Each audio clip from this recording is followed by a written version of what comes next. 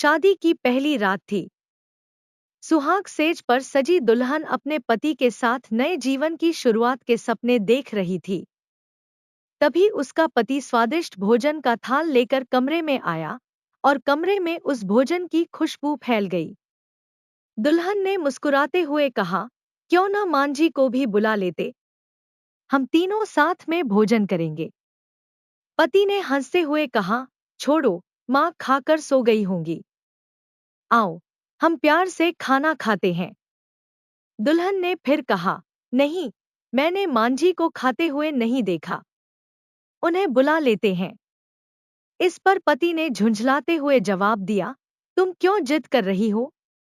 माँ शादी के कामों से थकी होंगी, सो गई होंगी, जब जागेंगी तब खा लेंगी।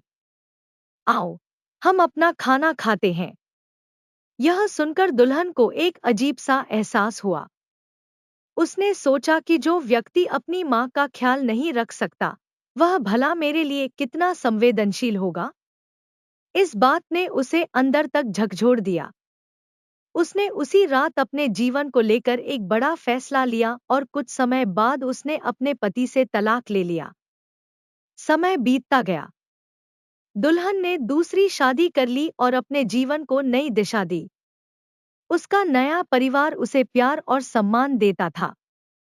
कुछ वर्षों बाद उसके 2 बच्चे हुए, जो बेहद सुशील और आज्ञाकारी निकले।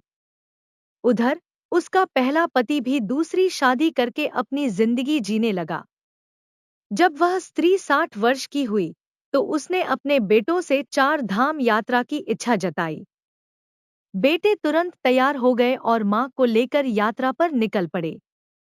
एक दिन यात्रा के दौरान भोजन के लिए वे रुके। बेटों ने मां के लिए भोजन परोसा और उसे खाने का आग्रह किया। तभी स्त्री की नजर एक भूखे और गंदे वृद्ध पुरुष पर पड़ी, जो बड़ी कातर निगाहों से उनके भोजन की ओर देख रहा था।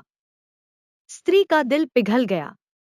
उसने अपने बेटों से कहा, पहले इस वृद्ध को नहलाओ, साफ कपड़े पहनाओ, फिर हम सब साथ में भोजन करेंगे। बेटे जब उस वृद्ध को नहलाकर और कपड़े पहनाकर लाए, तो स्त्री उसे देखकर चौंक गई। वह वृद्ध कोई और नहीं, बल्कि उसका पहला पति था, जिससे उसने सुहागरात को ही तलाक ले लिया था। स्त्री ने वृद्ध से पूछा, तुम्हारी यह हालत कैसे हो गई? वृद्ध ने नजरें झुकाकर कहा, मेरे अपने ही बच्चे मुझे भोजन नहीं देते, मेरा तिरस्कार करते हैं और आखिरकार मुझे घर से बाहर निकाल दिया।